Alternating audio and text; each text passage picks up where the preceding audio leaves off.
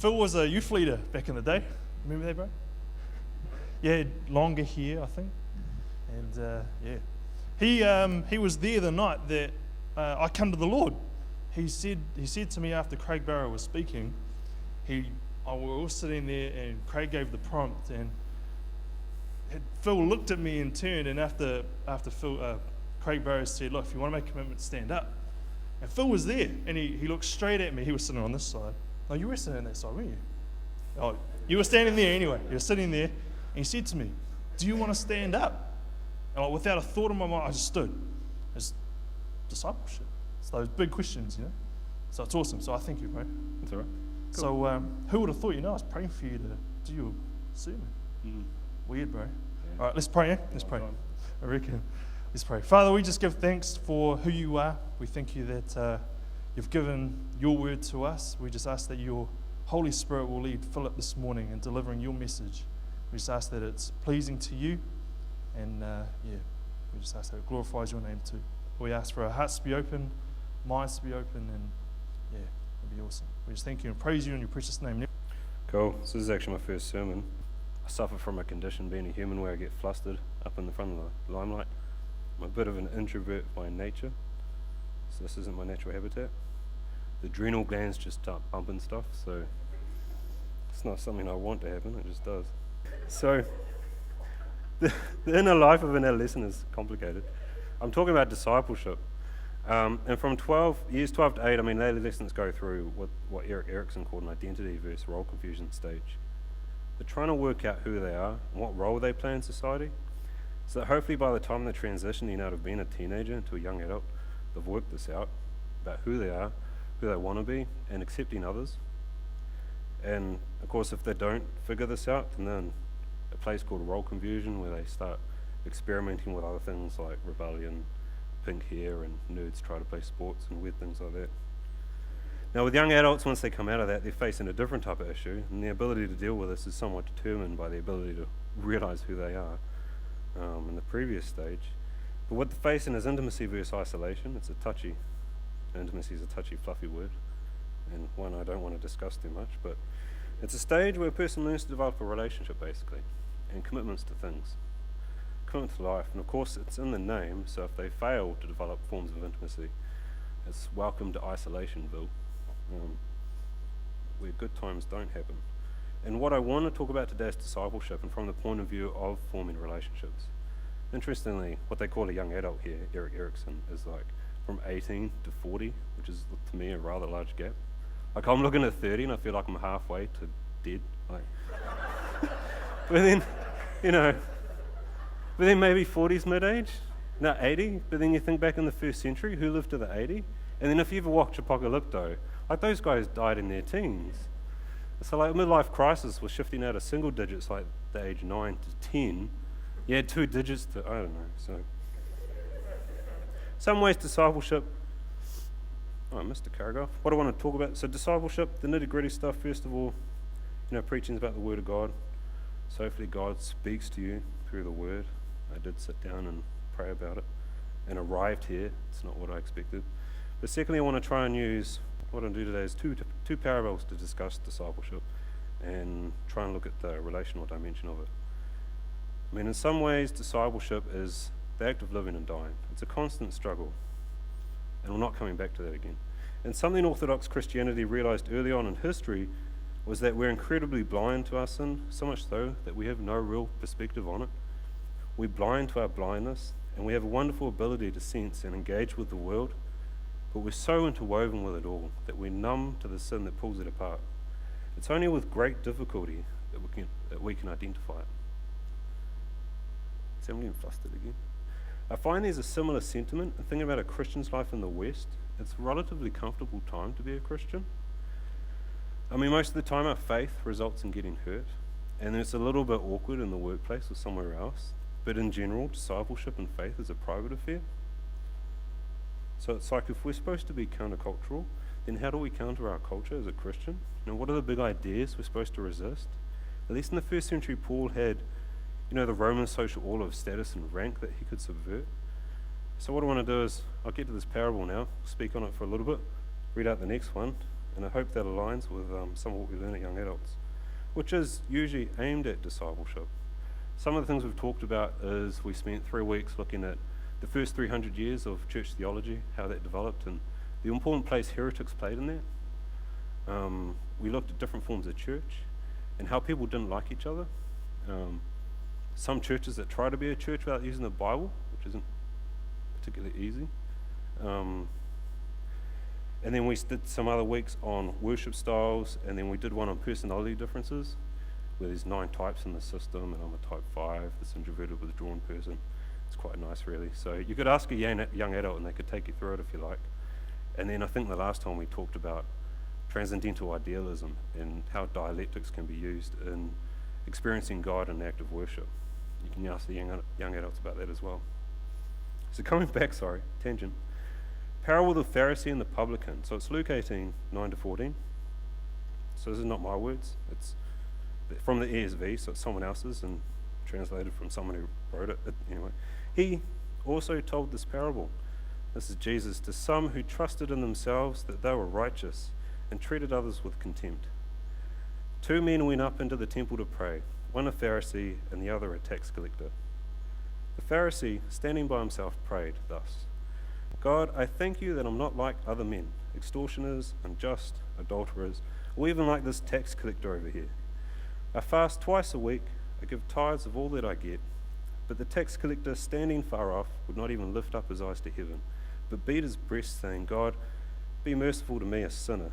I tell you, this man went down to his house justified, rather than the other. For everyone who exalts himself will be humbled, but the one who humbles himself will be exalted.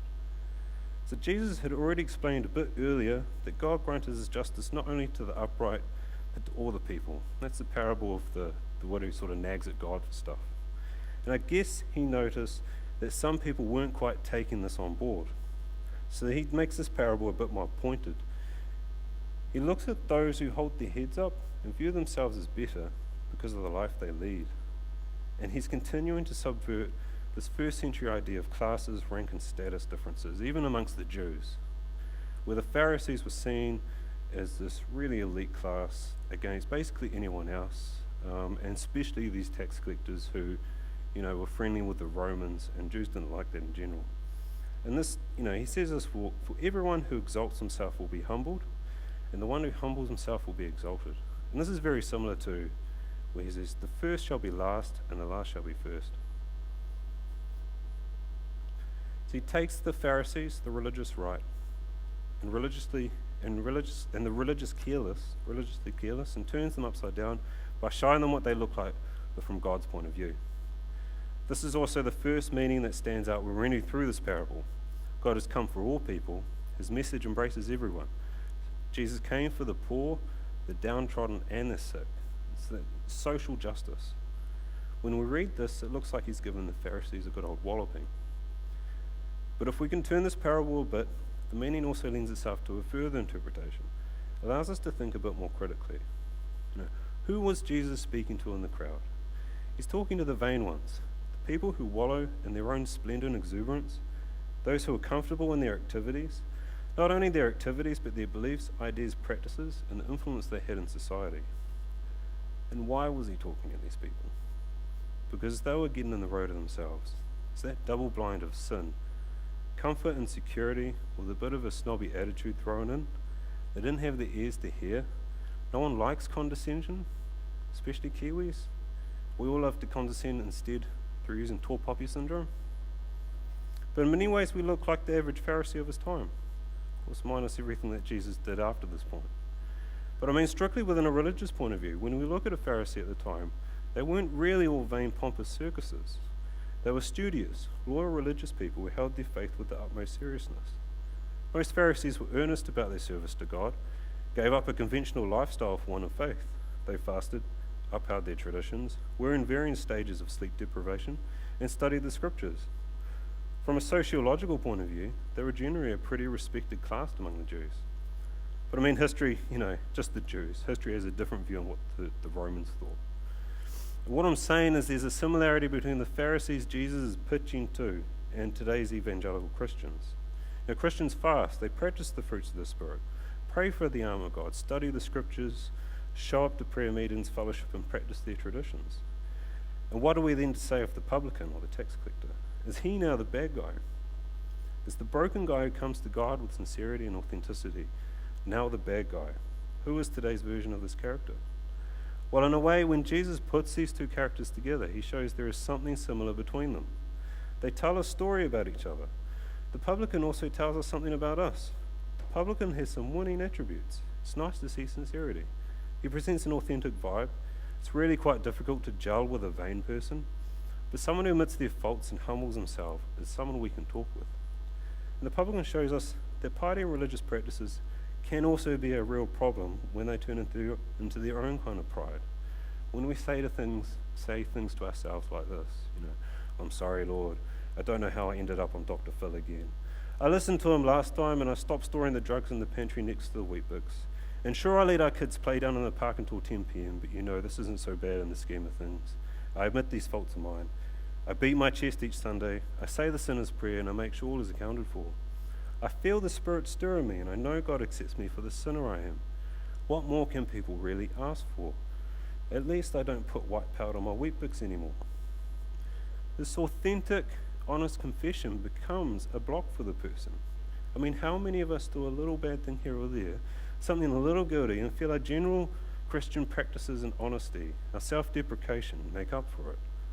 They mistake the publican confessing his sins openly and honestly as a kind of answer to the problem of life, so that the story of the publican becomes a justification for continuing a way of living which isn't God-honoring. It's not living well. And we see this when we look at the publican from the point of view of the Pharisee. When Jesus juxtaposes the two types of people, I'm not sure he was necessarily saying the Pharisee is the bad one here, and the publican, this under God, is the good one. Rather, both are good and bad in their own rights, and when we read this, we take them both together. In the eyes of God, you can't say the justice of God is favored more towards the well-practiced religious than the pious. Jesus continues to say this. And so how does holding these two characters together work with discipleships? If anything, I hope I've taken what was a simple parable and made where the ordinary reader sits in that parable a bit more ambiguous. Discipleship is more about how we live in all its ambiguity than it is about accounting for rights and wrongs. It's our conviction to live well, and life is this messy, ambiguous affair. Here's a quote from someone, Jürgen Moltmann, contemporary 20th century German theologian who's about to die because he's old, not because he's sick, although we're all sick. Anyway, the Lordship of Christ thrusts deeply into the secularity of the world. It is not merely special religious phenomena which becomes a charismatic experience for the believer. It's the whole of bodily existence and social existence. Whatever we do in the Lord. Life in the Spirit is the presence and the influence of the Spirit in life as it is lived. No sector is excluded. Everything which believers do and leave undone is at the service of the discipleship of Jesus and is therefore a charisma of Christ's Spirit. That's the end of the quote. And amongst life, we find ourselves at one time or another in the position of the publican or the Pharisee. The Pharisee focused too much on living by religious instruction, the publican through humble, honest confession. And what they tell us together is that both images are blind to the sin that sits within each stereotype. But if both were blind to the sin that disturbs them, then what is it that we can do? Earlier, Jesus had used another parable, a rather pointed one, about the cost of discipleship. It's not the pounding of the chest or the religious self-sacrifice that constitutes discipleship, but something else. So this one is the cost of building a tower, which is Luke 14:25 to 33. Just once again in Luke's translated to English words. Now great crowds accompanied him, and he turned and said to them, "If anyone comes to me and does not hate his own father and mother, and wife and children, and brothers and sisters, yes, and even his own life, he cannot be my disciple. Whoever does not bear his own cross and come after me cannot be my disciple. For which of you, desiring to build a tower, does not first sit down and count the cost, whether he has enough to complete it? Otherwise, when he has laid a foundation and is not able to finish, all who see it begin to mock him, saying, 'This man began to build and was not able to finish.' Or what king going out to encounter another king in war will not sit down first and deliberate whether he is able with 10,000 to meet him who comes against him with 20,000? And if not, or the other is yet a great way off, he sends a delegation and asks for terms of peace. So therefore, any one of you who does not renounce all that he has cannot be my disciple. I know for a long while I read this as WTF, which of course means, well, that's fantastic. We're asked to cast aside our family to follow Christ. The literal embodiment of this, though, is counterintuitive common sense in how we understand existence. As a kid, I did wonder from time to time about whether I needed to renounce my mother and father, or over there. The difficulty was they held all the cards. It's not easy for an 11-year-old to head out into the world by themselves. And Bri wants me to insert here, it was the love. Love is in there somewhere. They loved me and I loved them.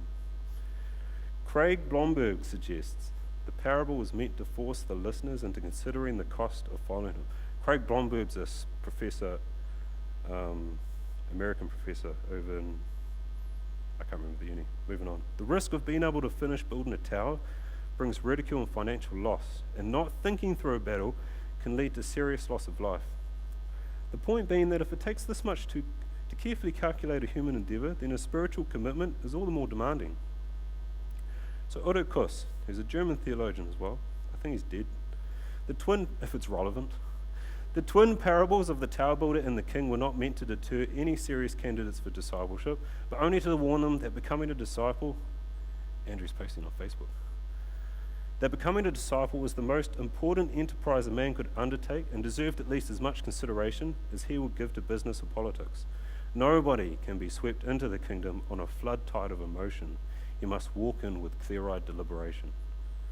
It's nice, and it's a good summary of the point. This parable needs to serve as a reminder to those that what you use to save people is what they're saved to. Cheap grace and emotion don't build strong disciples. Jesus is cutting at those followers who are lukewarm. It's not a warm hug. Jesus isn't trying to hug them, but a sobering reminder that following him across the landscape if you want, but either take him seriously, which means you can't both have the things you want in the world and be considered a through and through follower. And you know, of course, subject to the problem of 1900s German theology, which is they lack the ethical dimension. I mean, this is nice, but how does this work out in life? We're asked to hate our mother and father, but we're also asked to love our enemy. I mean, it's clearly a teaching that doesn't make sense. It's a daily challenge to consider the cost of Christianity in an environment where it's very easy for us to be comfortable. We don't face traditional forms of persecution, and a person's faith is often relegated to the private spheres of life. And I don't necessarily think we should be persecuted. I don't think that's what God intended for humanity, to persecute people for eternity. But when we look at this parable seriously, we need to be careful that we're not throwing away aspects of our lives without caution or wisdom. It can't be a needless or wanton criticism of things we think fall outside of our faith. We can see some of these between the Pharisee and the publican. The Pharisee threw away extortion, injustice, adultery, and a life like a tax collector. I mean, I don't know if these were ever real-life choices for him, but all things I think any evangelical Christian would agree fall outside of the faith. The Pharisee also had his version of quiet time and studied the scriptures daily. Yet Jesus uses the publican to show that there is something in the image of the Pharisee that's wrong. What is it that the Pharisee is not casting aside? The difference here is that the publican comes to the presence of God. It's not so much that he's pleading that sets him apart from the Pharisee, so much that he's seeking God. This is a pre-crucifixion, so it's not exactly what we'd say now. Instead we'd say, we'd seek Christ, or more specifically, the event of the cross, where the cross shows us God's hand as the one who loves us, who's forgiven us, who's restored the Son, who has restored all of existence, but is still in the process of doing that. When the publican pleads with God, he's coming to the presence of God and interpreting his life through him. Through God, he finds a light in his life by which he sees areas in his life in which sin is eroding his existence. Only by experiencing his life as seen by God does he become a humbled human who pleads with him. To those following Jesus, this is a sobering parable, not only to those who don't believe in Jesus' teaching, but those who agree with Jesus and yet also hold on to those things in their life which require being let go. An age-old problem for the church has been the word-of-mouth believers, those who live life as if they don't believe in Christ. No discernible evidence as a Christian. Yet when you talk to them, confess they are believers of Christ. I mean, at least in the first 300 years, at least, they were killed. Romans didn't like them. And then once Constantine changed that, Christians after that in the 4th, 5th, and 6th century called those first 300 years the good old days, because we knew who was a Christian and who wasn't. So here's another quote from Tillicum, coming back to the point. It's these people who are trying to bridge both worlds that Christ is cutting to. On the one hand, he can no longer hate, love, enjoy himself, or cheat with a whole heart. For in him there burns the tormenting question, where do you stand, and what does all this you are doing look like in the eyes of God? What is the meaning of it after all? But on the other hand, he cannot pray with a whole heart either. He can never know the blessedness of being wrapped in communion with God and tasting the peace of eternity, because he's clinging much too tightly to all these other things. Because while he is praying, he's already thinking of the work he is about to do, or the worries his business causes him, or the meeting he has in the evening. A little bit of God and a little bit of eternity are always dangerous, for then something begins to bore and to burn down inside of people and make them restless. So of course you should know, it should be coming through now. The message here is discipleship requires a purging of self, to remove the areas of sin that are eating away at the life of a person, to seek the presence of God in the event of the cross, which sheds light on our life so we can see this. But what we haven't answered is how we treat our family as our enemy. We're to hate our family, but love our enemy, and I think this juxtaposition tilts its hand towards this. A really good way of not moving forward in discipleship is to talk about all the things that are wrong. It's unfortunately the most obvious and often the most distracting. Life in the West, as we've said, is comfortable. How many things are black and white in terms of what might be ungodly? Clearly 99% of MTV music videos. Capitalism is pretty bad for different countries. There's a given consensus on whether smoking is good or bad, and homosexuality is a tough topic for all of us, and most of us would say swearing is out of the question. Discipleship is in many ways a conviction of the Spirit to live well, but doing so requires activity. It's an active process within which we not just engage the big issues, like the ones just mentioned, but everything. It's how we do our groceries.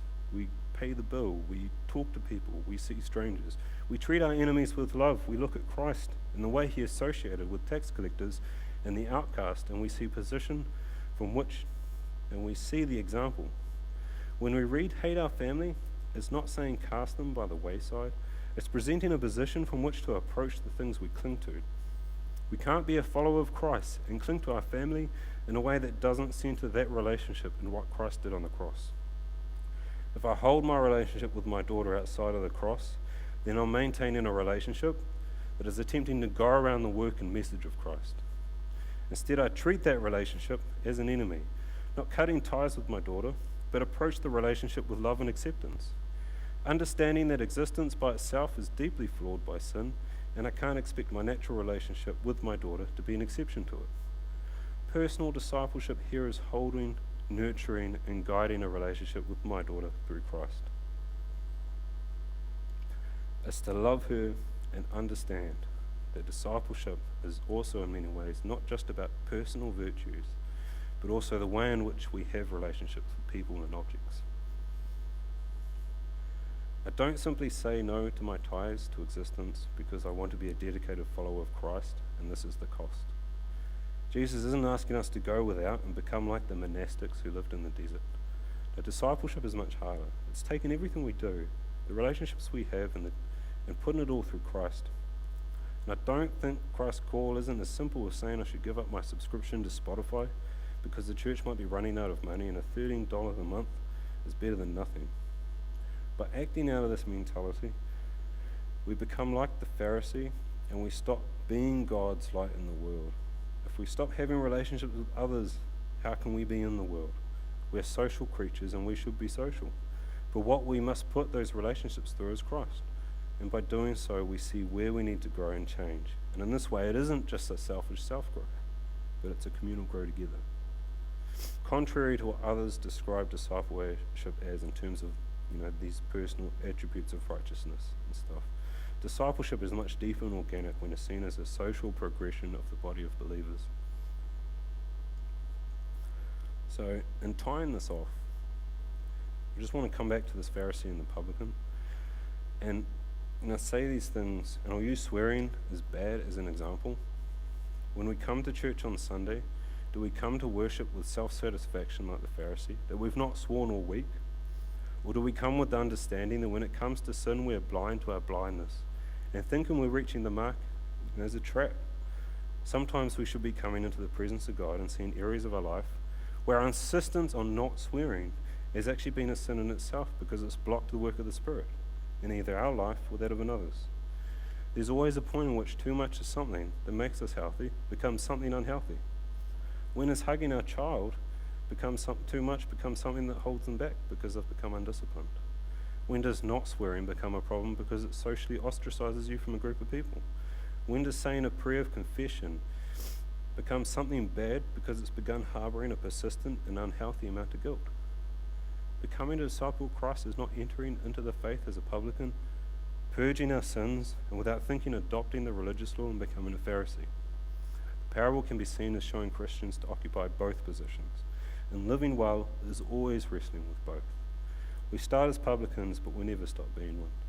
We move to being a Pharisee by a conviction to live well, but we're never just a Pharisee. We must always understand the images of the Pharisee and the publican demonstrate the inner wrestling of discipleship. The publican shows us that it's only in the presence of God that we have any real perspective on sin in our life. How can we be countercultural? By not giving up on things, but accepting it and subverting the relationships we have to things through the Christ, as Jesus subverted here two different classes of his day through himself. And that's the end.